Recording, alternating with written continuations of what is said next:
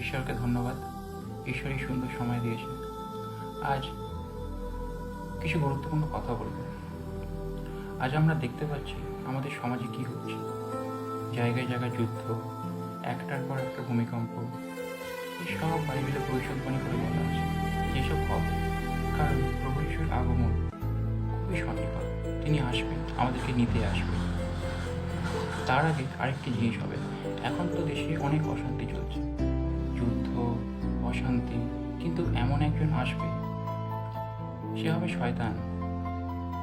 এমন একজন আসবে, সে এসে বলবে আমি গোটা দেশে শান্তি নিয়ে আসবো। আমি আপনাদের সত্যি বলছি, খুব তাড়াতাড়ি আমাদের গোটা ওয়ার্ল্ডে একটাই মাত্র সরকার রাজত্ব করবে, ওয়ান ওয়ার্ল্ড গভর্নমেন্ট তৈরি হবে। সে শান্তি আনবে, কিন্তু সে সত্যিকারের শান্তি আনতে পারবে না। সে 3.5 বছর রাজত্ব করার পর সে তার আসল রূপ দেখাবে। আসলে সে শয়তান। সে মানুষকে এমন একটা হাতে ডানাতে আর মাথায় একটা চিপ দেবে। তার নাম্বার হবে 666। সেই চিপ যারা নেবে তারাই শুধুমাত্র সমাজে কেনা বেচা করতে পারবে। এখন যে আমাদের সিস্টেম পেমেন্টের ক্যাশ, সেটা থাকবে না। ওটা সিস্টেমটা, পেমেন্টটা ক্যাশলেস হয়ে যাবে, ডিজিটাল হবে।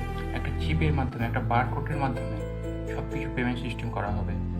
ওই চিপ যার নাম্বার 666, খুব তাড়াতাড়ি এটা হতে যাচ্ছে।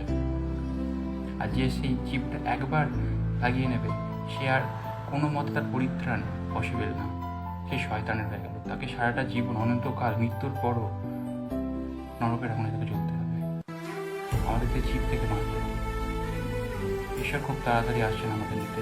তাই আমাদের উচিত আমাদের পাপ থেকে মন ফিরিয়ে ঈশ্বরের বাক্যের প্রতি নজর দেওয়া, তার প্রতি চলা।